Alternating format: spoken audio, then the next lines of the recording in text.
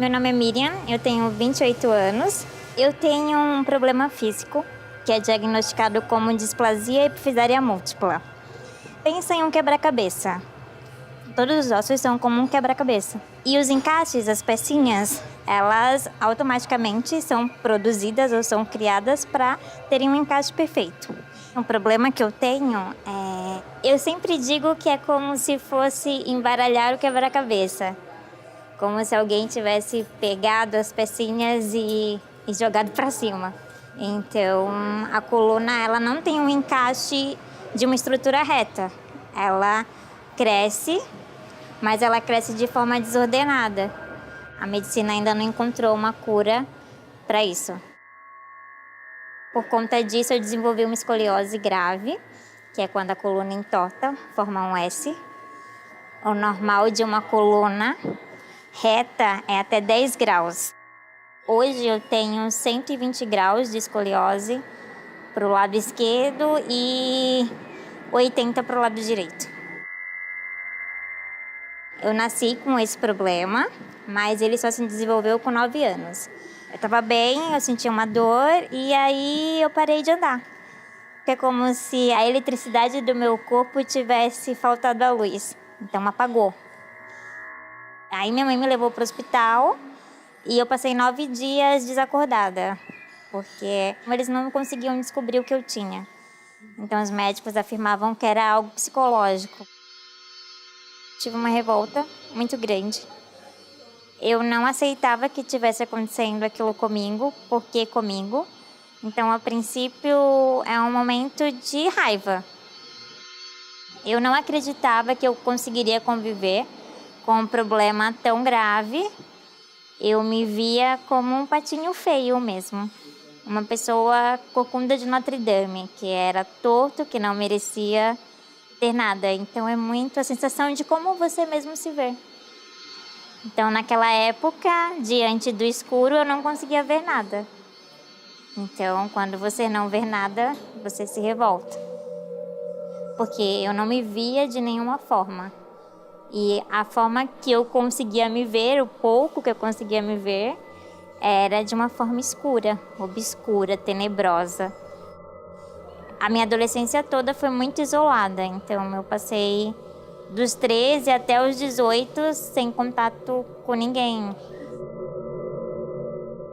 A chave virou em um momento muito específico. Aos 18 anos, que o médico me diagnosticou com a displasia. E aí ele me explicou, então, o que era displasia. E o médico sentou comigo e ele pegou uma latinha de Coca-Cola. Aí ele falou assim, imagine que você é essa latinha de Coca-Cola. E que eu planto um feijão dentro dessa latinha. E aí o feijão vai crescer, porque eu tô regando feijão todos os dias, e ele vai crescer até a base da latinha. A sua coluna é o feijão e você é essa latinha. Eu até poderia colocar a sua coluna para crescer de outra forma, mas não dentro de você. Porque se eu cortar essa latinha, que seria o seu tronco, eu não consigo colocar de novo a sua coluna dentro de você. Não tem o que fazer no seu caso. De acordo com a gravidade do seu problema, eu diria que você tem uns 5 anos pela frente. Eu lembro que no dia passou muitas coisas. Primeiro, a morte de uma esperança, né? De que você tinha uma cura e de repente você não tem mais. Segundo, entender o que de fato eu tinha, porque até então eu não sabia. Então, entender o que eu tinha me deu tranquilidade, me deu paz. E lógico que quando você se depara com um relógio, uma bomba, tic-tac, tic-tac, em contagem regressiva, por mais que a gente saiba que vai morrer amanhã, quando você lida com prazos, é muito mais difícil. Eu chorei muito na época, porque eu tinha 18 anos, então eu era cheia de sonhos e eu tinha muitos planos e eu queria fazer muitas coisas e eu ainda queria ser curada. E aí depois eu lembro que no dia eu falei pra minha mãe que eu queria um quarto novo. Eu queria uma cama nova, um guarda-roupa novo. Eu queria mudar o lugar onde eu mais ficava, que era o meu quarto. E depois que eu decorei o quarto, eu percebi que eu não queria mais ficar dentro do quarto. Eu queria sair. E aí eu resolvi fazer faculdade. Porque eu pensei na época que se eu tinha 5 anos, eu poderia terminar uma faculdade em 4. Quando eu entrei na faculdade, eu fiz muitos amigos. E a amizade que eu fiz lá me transformou, me fez ver as coisas de forma diferente. Porque eles não sabiam nada do que eu tinha e eles conseguiram me mostrar que ainda tinha muito a fazer. Tipo, eu comecei a andar, a ir pros bares, a beber, a ir para festas, a ter uma vida que eu nunca tinha tido, a ser uma adolescente que eu nunca fui.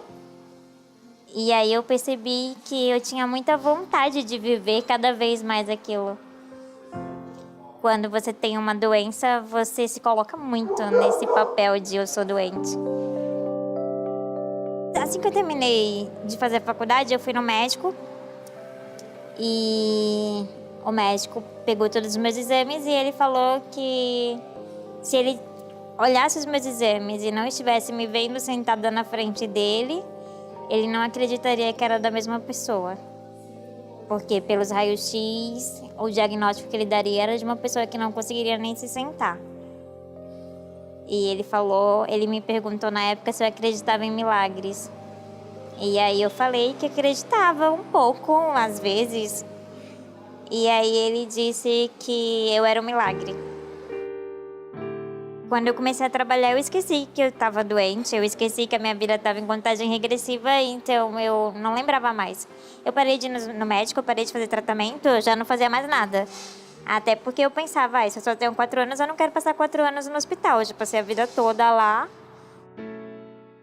Eu comecei a fazer terapia faz 2 anos. Até então eu me negava a olhar para o meu problema, a olhar para a minha deficiência, a olhar para o que eu tinha. Então, quando você entende o que você é, as pessoas conseguem. Elas não te definem mais, porque você se definiu. Então, elas só te leem. Elas não estão mais te resumindo ou te dando palavras ou definições. Quando você diz o que você é, as pessoas elas não podem mais te dar uma definição, porque você já se deu. Eu sempre separei muitas coisas, então ou eu era uma forma que não deveria ser vista, ou eu era uma forma que não tinha nada. Então eu sempre separei muito, cabeça e corpo. E quando eu comecei a fazer terapia, eu comecei a juntar. E foi algo bem doloroso, porque na faculdade eu ainda não me via como mulher. Então eu era uma menina com 9 anos que ficou doente e uma pessoa com cabeça de mulher, mas não com corpo de mulher, porque o que me definia ainda como mulher era o que a sociedade diz. É a forma que você deve ser. E só depois da terapia que eu entendi que não. Uma mulher é quando ela consegue juntar a cabeça e o corpo. Quando ela se sente e se empodera disso. E além de eu não me enquadrar no padrão, eu fujo totalmente de todas as formas físicas. Então, eu sou praticamente uma anã de muletas e que ao olhar de todo mundo é estranho. É diferente de todo tipo de forma que as pessoas estão acostumadas a ver. E a sociedade ela impõe de que a mulher ela tem que ser magra e alta e ter uma forma curvilínea e uma bunda gostosa e peitos grandes. Eu sempre neguei o meu corpo de todas as formas. Ele era uma forma que eu não queria ter. Eu queria seguir o padrão, eu queria estar dentro daquele padrão. E só depois eu entendi que não era o padrão que me definia. Na verdade, é o contrário disso. Sou eu que defino o que eu quero ser, o padrão que eu quero ser. E essa escolha é minha. Eu não sabia para que o meu corpo servia, nem se ele servia para alguma coisa. Eu achava que para ele servir para alguma coisa ele tinha que ter um padrão. E depois eu entendi que não. Eu costumo dizer que ele trabalha em um navio negreiro. Então, ele faz muito diante de condições precárias e diante de condições que nenhum outro corpo conseguiria trabalhar. Então, ele é um corpo admirável. Hoje eu consigo olhar para ele e falar assim: parabéns, corpo.